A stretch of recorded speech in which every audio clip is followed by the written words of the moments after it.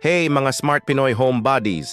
Nandito na naman tayo para sa Day 179 ng ating 365 Days of Smart Pinoy Home Hacks.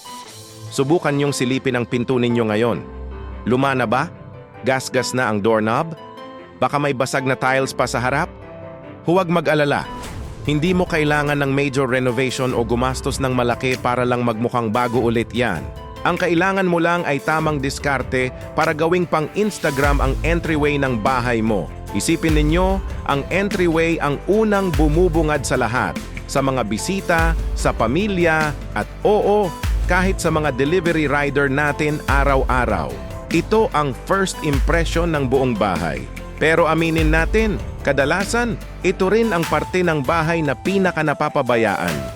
Marami sa atin ang pintuan ay kupas na, walang kahit anong design at kulang sa welcoming vibe. Ang resulta, kahit gaano kaganda ang loob ng bahay mo, kung ang bungad pa lang ay mukhang luma at pagod na, yun ang nagiging tatak sa isip ng mga tao. Nagmumukhang neglected ang buong property.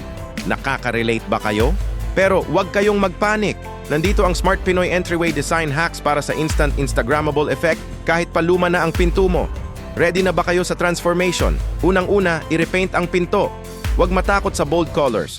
Subukan ang classic black, eleganteng navy blue, o yung calming na forest green. Sa isang lata lang ng pintura at konting tiyaga, para ka nang nagpalit ng bagong pinto. Agad-agad, mukha ng mas mahal at mas modern. Ito ang pinakamadali at pinakamurang paraan para magkaroon ng dramatic change. Pangalawa, kung ang pinto nyo ay plain o flat lang, lagyan natin ng character. Pwede kang magdagdag ng trim o molding para magkaroon ng panel effect. Nabibili lang ito sa hardware store at ididikit mo lang. Konting sukat, konting putol at pandikit. Voila! Mukha ng custom-made at mamahalin ang pinto mo kahit DIY lang ang lahat. Parang magic, di ba? Pangatlong hack, upgrade your hardware. Palitan na yung luma at gasgas na doorknob at house numbers. Pumili ka ng matte black o kaya gold finish. Grabe ang epekto nito. Agad-agad, nagmumukhang social at napaka-stylish ng buong entryway. Ang liit na detalye, pero ang laki ng impact sa overall look. Parang nagsuot ka ng alahas sa iyong pinto. Ikaapat na tip, para sa sahig naman, mag-layer ng doormats. Oo, 2 doormat. Maglagay ka ng isang malaking plain na doormat sa ilalim, tapos ipatong mo sa ibabaw ang isang mas maliit na may pattern o design.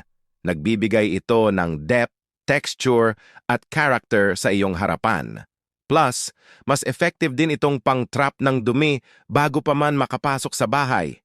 Ang galing, di ba? At syempre, ang panghuli at pampabuhay sa lahat. Magdagdag ng halaman. Maglagay ka ng potted plants sa magkabilang gilid ng pinto. Kung wala kang space sa sahig, pwede kang magkabit ng solar wall sconces o yung mga ilaw na de-solar. Ang goal natin ay magkaroon ng symmetry at softness. Ang mga halaman ay nagbibigay ng buhay at kulay, habang ang ilaw naman ay nagbibigay ng warm at welcoming glow sa gabi. Kita nyo na? Hindi mo kailangang gibain o palitan ang buong pinto.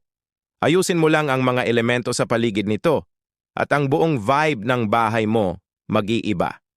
Mula sa pagiging pagod at luma, magiging fresh, modern, at welcoming na ang iyong tahanan.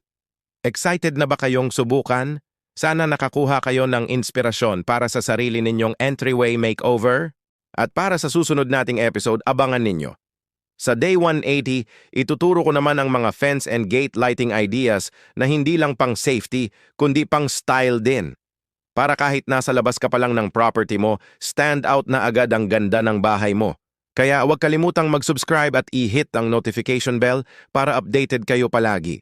Maraming salamat sa panonood mga ka-Smart Pinoy. See you tomorrow!